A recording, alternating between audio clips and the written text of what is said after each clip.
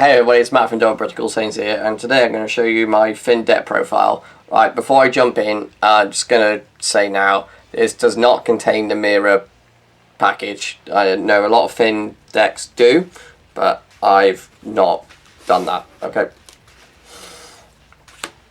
So, the leader, when he attacks, he gets to draw a card. Auto, when a card is placed under it, you can draw a card, add cards on your library to your R6. You can activate main once per turn. If all of your energy is black, you choose up to one of your opponent's battle cards and place it underneath this. And then, of course, when you do activate main once per turn, you actually trigger a second auto. So, if you're planning on drawing multiple cards, just swing first and then do the effect. If they don't combo it off, obviously, it depends whether you just want to. It's all ifs and depending on situations. Generally, if you can, swing and then do the effect, draw. Anyway, because 4 or less, draw 2. So you can get down to 4, draw 2, do that. But yeah, there's multiple different things you can do. And then he's got permanent on the awakened side. He gains 5k for each card underneath him. And that doesn't specify turns, so if you steal anything during your opponent's turn, it goes underneath your leader will then become 20k for the remainder of that turn. And then when it comes back to your turn, same thing, you'll be 20k until the end of the turn, because it's at the end of the turn. I think it should be at the end of your turn, yeah, because it's at the end of your turn, all the cards underneath. Because also, at the end of your turn, play all the battle cards under this card in your opponent's battle area with their skills negated for the game, then place all the cards under this card in his own drop areas. Yeah, so he's giving them all their cards back. That's basically what his gimmick is, stealing cards and then giving them back. Activate main once per turn. If all your energy is black, you draw a card and then choose a card. And then you can also get the skills of that card as well. So say if you target something that's got double strike, you can get double strike. Got quad strike, whatever. He's got no restriction on what you can target other than the fact that he does not ignore barrier. So, and can't hit unisons and leaders. But yeah. So your opponent's got a quad strike thing out that's not got barrier. Yoink. Right, so for the Unisons deck, I've actually got 4 copies of the Unison that was actually for the deck, and that's the Skill Hunter Margin Boo, but then I've also got another Unison as well. So, Skill Hunter Margin Boo, permanent, your opponent's skillless cards can't attack this card.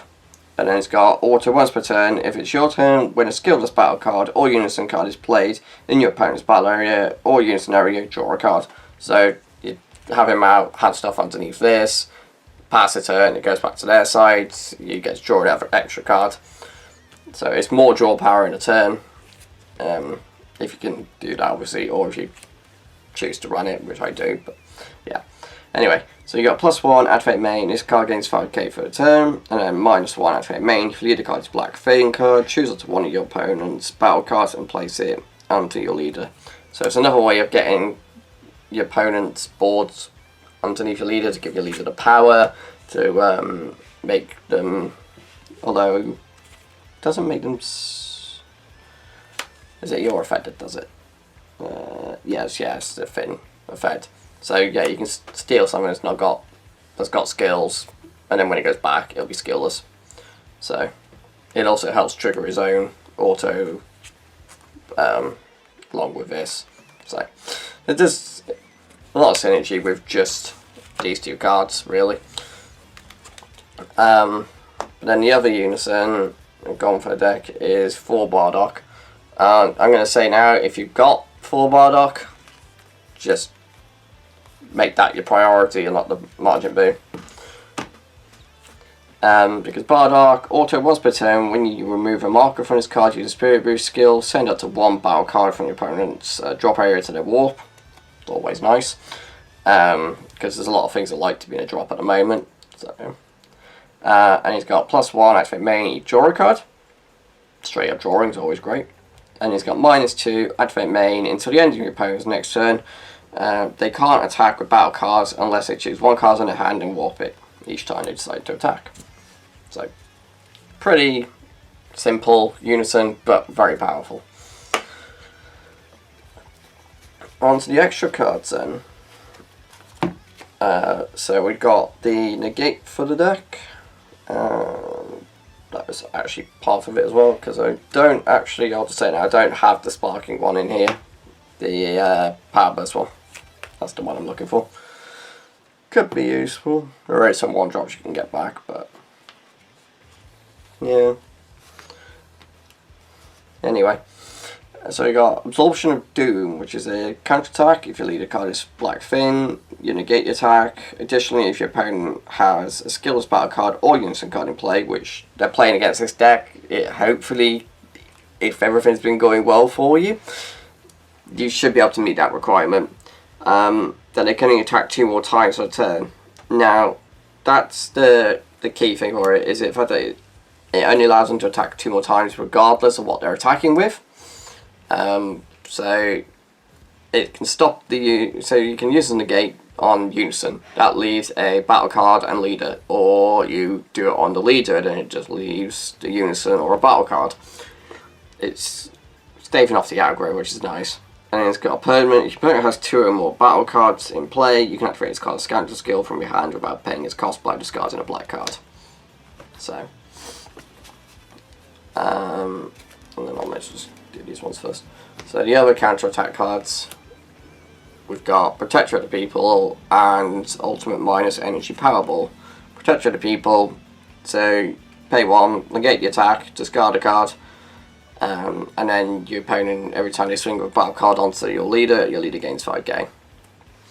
And then the Powerball is counter attack. If your leader card is mono black, choose up to one of your opponent's battle cards with 15k power or less, ignoring barrier sends Jonas Warp. So it's not an actual straight up negate like Protector is, but it can be. If you're hitting something that is swinging at you for 15, just be like, yeah, okay, well, I'll just warp that card, because then it basically is a negate. But it's also got permanent against Shadow Dragon all areas, because it's one of those cards for them. And then permanent, if you have a black unison card in play, you can activate this card's scavenger skill from your hand without paying its energy cost, which is always nice. And we've got 7 unisons, so should have one in play, hopefully.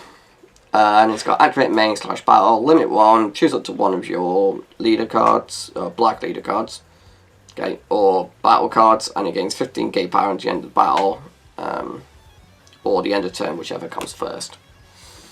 So that's that. And then dug out an old card, because of what this deck is a Villainous Counter Strike. So, permanent against villainous in all areas, because this was when they introduced villains and heroes and tried to have a whole little thing with it. Don't think it really took off though. I think it was just more of these, like the extra cards that did more so than the others. Maybe some of the battle cards did some of it, I can't really remember. But didn't really see them do much.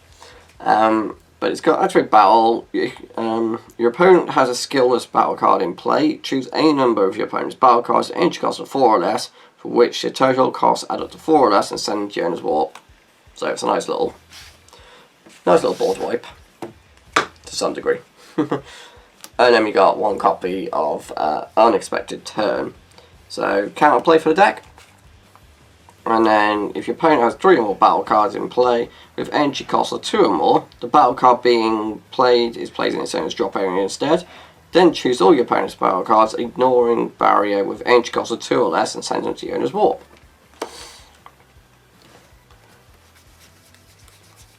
Alright, so onto the battle cards then. So we've got 4 copies of Toa. So when it's played, you just look at the top 5, you just add a specified cost to unison, so boom, boom, one of those 2, doesn't really matter which one, well it kind of does, but you know what I mean.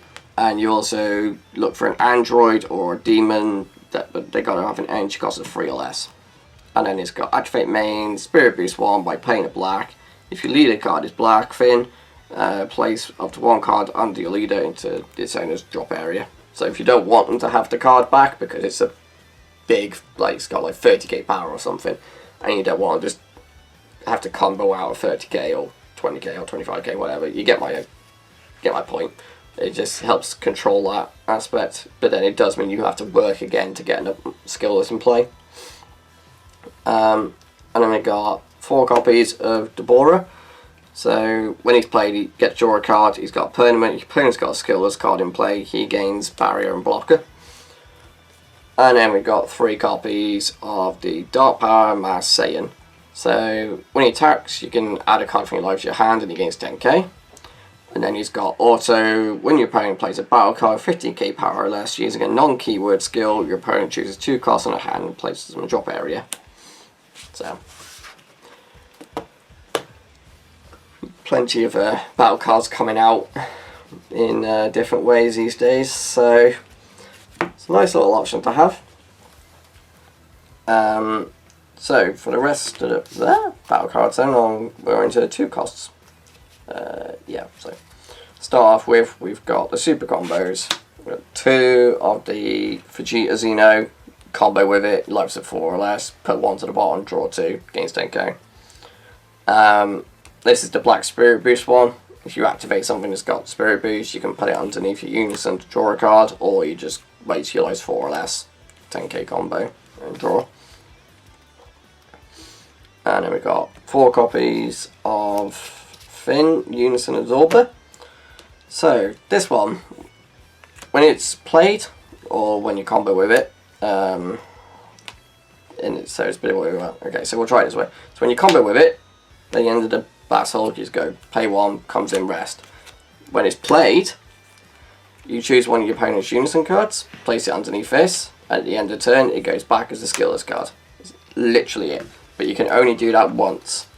So you do it that turn, and then it goes to your opponent's turn. You then can do it on their turn, and vice versa. So only hard once per turn. And then we got Skill Hunter Toa. So Toa is a counter-attack, Spirit Boost 1, and then you can play it. It's got permanent. If your opponent's got a skillless card in play, you can reduce its cost by 1. And then when it's played, and your leader is Finn, which obviously we are, you choose one of your opponent's battle cards and entry cost of 4 or less and place it underneath your leader. So that's what I was saying earlier about having, during your opponent's turn, just going yoink, oh look, I've got an extra 5k. It's because of the Toa. And then we've only got 2 copies of Finn, Corruption Incarnate. So he's got Deflect, Auto, if your leader card is black, when his card is played, from your hand your opponent chooses one of their battle cards, and then you choose the rest and you send them to the warp. So it's a mini board clearer, depending on how much barrier they got out. Because you can't ignore barrier, unfortunately.